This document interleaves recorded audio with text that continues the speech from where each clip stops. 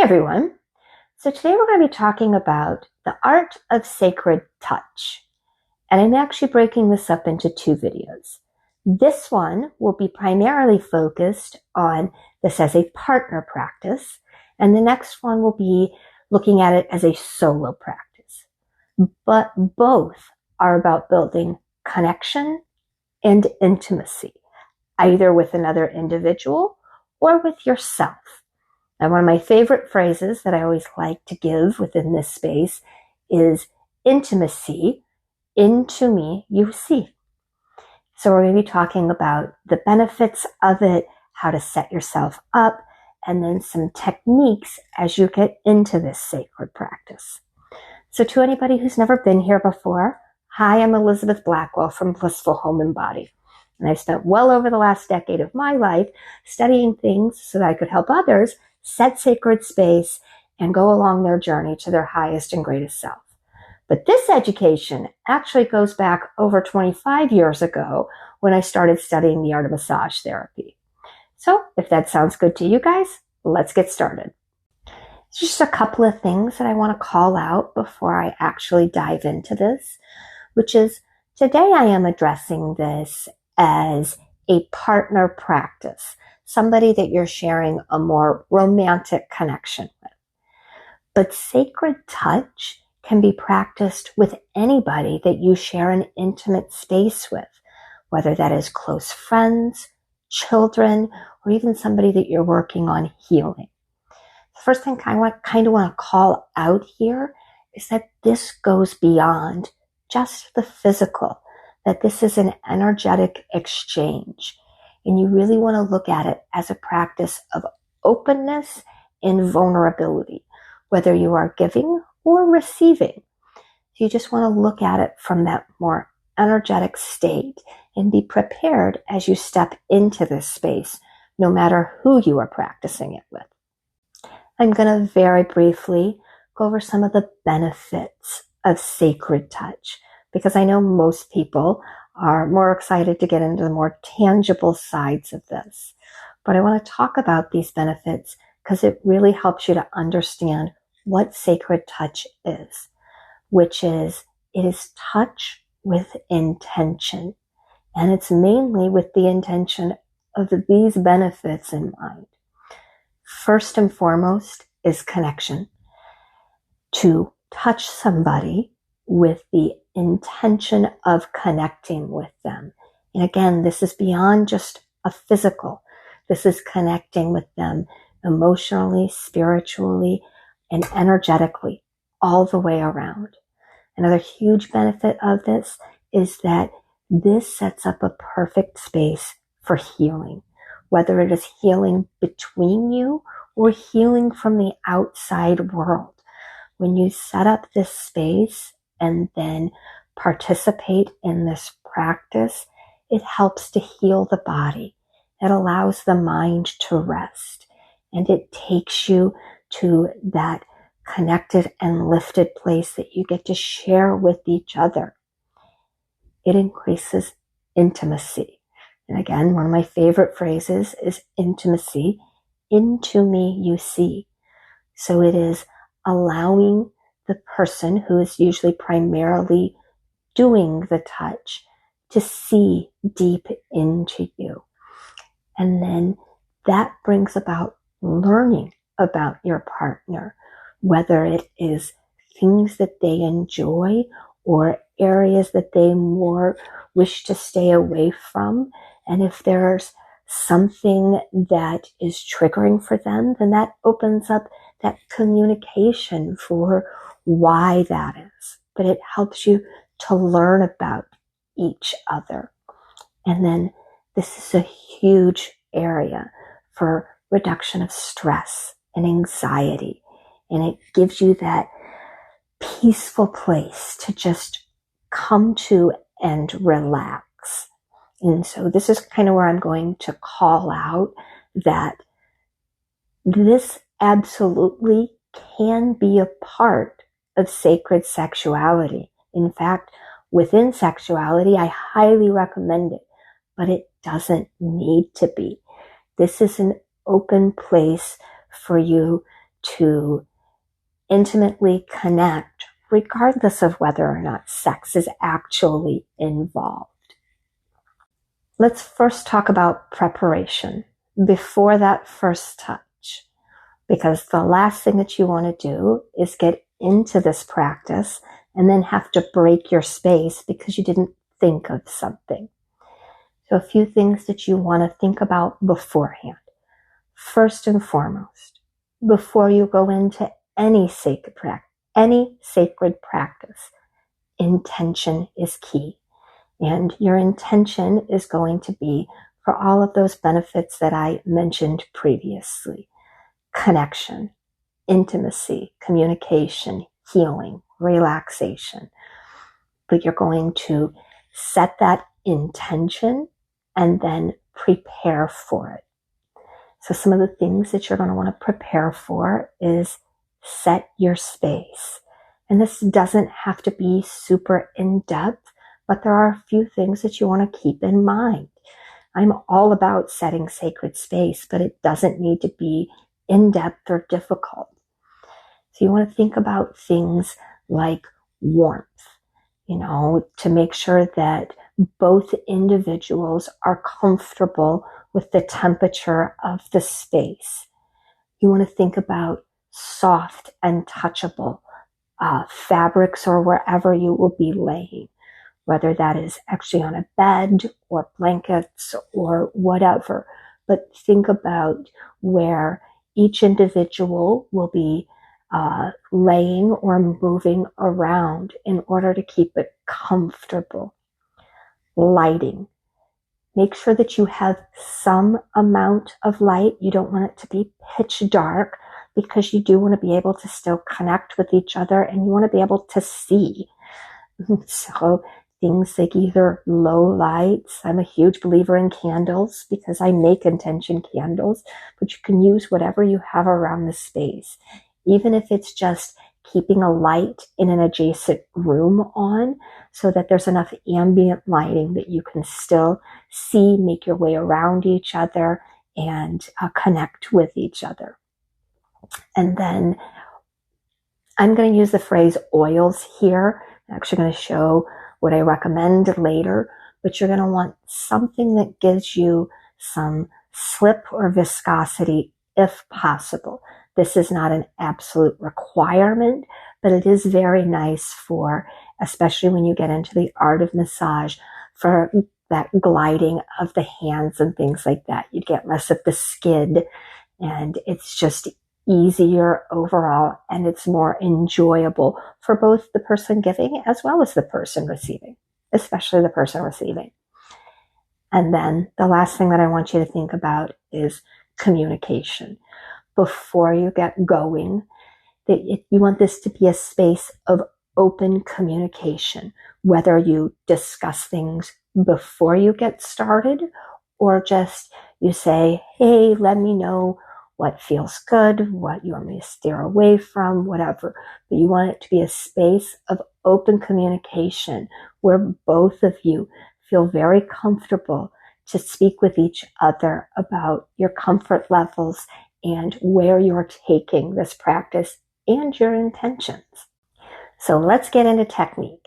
And there's really kind of two ways that you can approach this from.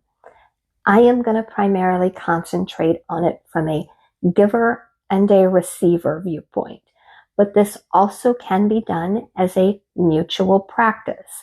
And I will kind of touch upon that, pun intended, kind of as I get towards the end of it. But again, this is an intimate space. So communication is key, whether that is verbal or nonverbal. It can simply be done with looks, but you want to connect with the individual and have it be a mutually communication thing that you are stepping forward into this practice. That didn't sound right. Have it mutually be communicated. There we go. That you are stepping forward into this practice. Again, whether that's done verbally, non-verbally, doesn't matter. Take some deep breaths. Breathing is key. We all need to do it. but intentional breathing is even better. So whether you are doing it separately, just both of you taking some deep breaths into the diaphragm, circulating that oxygen, kind of getting into the space, or you're synchronizing your breath, which is even better. But you just want to take some deep breaths and really get into your body. Again, whether you're the giver or the receiver, you want to be very present in your body as you start to connect with another person's body. So let's get into the practice of actual touch. Now I have to keep this YouTube friendly, so if there's any areas that you need to read further into, please do. But I do want to say this. You do not need to be a massage therapist or have an in-depth knowledge of anatomy and physiology for this to be a sacred practice. You're doing intentional touch. So I have mentioned earlier, you want to have some sort of oil or butter with you if possible. Again, it's not an absolute, but it does make the practice smoother. So this here is a massage butter. It's actually my massage butter that I make.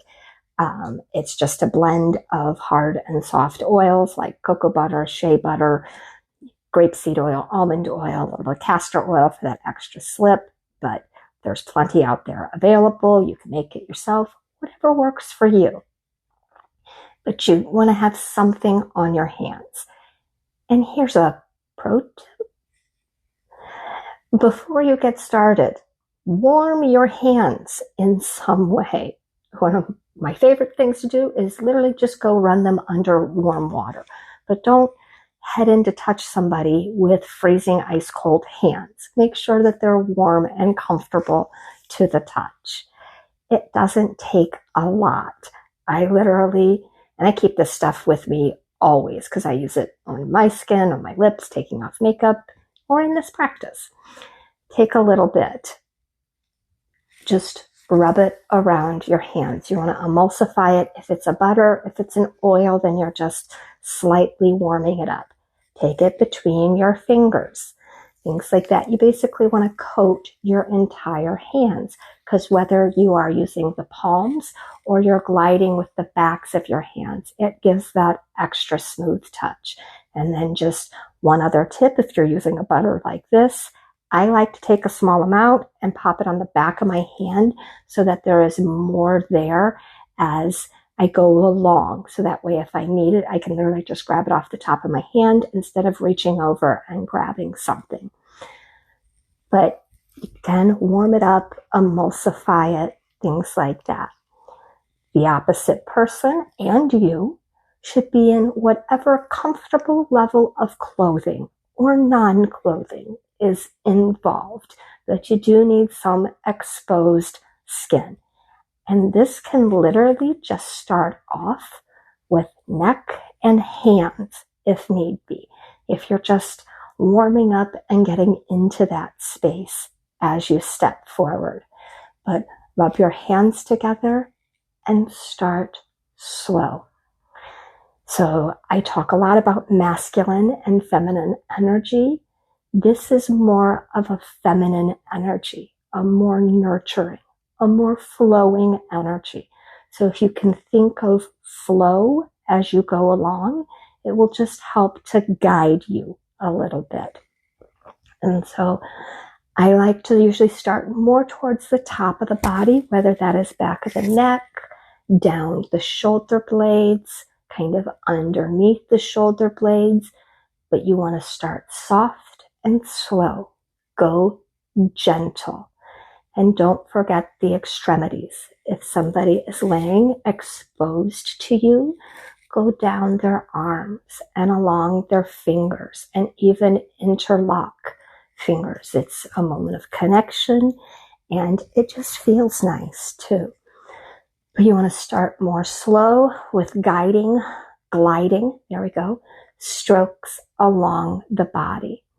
And then you want to, again, slowly kind of build pressure and then either have them openly communicate to you using words or watch their body. But you want to move intuitively. So if somebody is leaning into it, then you can press a little harder. Or if somebody is pulling away, lighten up. But you want to glide along the body. Again, this doesn't take a massage therapy certificate in order to practice this. And then move down the body, along the hips, the outer thighs, any place that there is larger muscle. So I'm going to call that out as the back of the shoulders, kind of the mid part of the back, as well as the lower back along where the kidneys are. Then thighs and calves. Those are the areas that you can push into a little bit more. But again, have them guide you on what feels good. But you are touching intentionally and you are making a connection. This is about sacred touch. This is about intimacy. Again, so as you go through, you want to be in touch with each other energetically as well. Be in touch with yourself. See if there's any intuition that kind of pops up. The thoughts that kind of come into your mind, try to keep them positive if possible. But then you're going to move your way throughout the body, slowly and gently at first, and then building up more pressure where feels good to them or you are intuitively guided. Don't forget things like the bottoms of the feet if possible. Not only is those deep reflexology areas, but it feels really good and it helps the overall body. This is where you're really getting into physical healing as well. But then just move throughout and take your time as you go throughout the body. Again, remember the extremities along the arms, down the legs, the feet. Take a little bit of extra time along shoulders and back of neck, because that's where we as human beings tend to hold a lot of stress. And then one spot that is commonly not thought of, but is an amazing place to connect with somebody, is along the top of their head. Get your fingers in if you're a woman and you have slightly longer nails. Clearly do it delicately, but along the scalp, the top of the forehead, down the jaws, and the front of the neck. Clearly there's along the front of the body as well. Again, I need to keep this YouTube friendly, but keep it slow and keep it continuous and keep the communication open.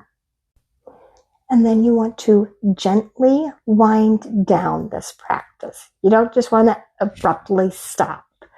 So you want to slightly lighten your pressure, openly say, I'm going to be finishing up now, however you'd like to communicate it, but bring it to a close gently. And then I usually recommend as last touches to literally, as you glide your hands down, have full palms on and then slowly lift up. So that way it just kind of leaves them with a lasting touch.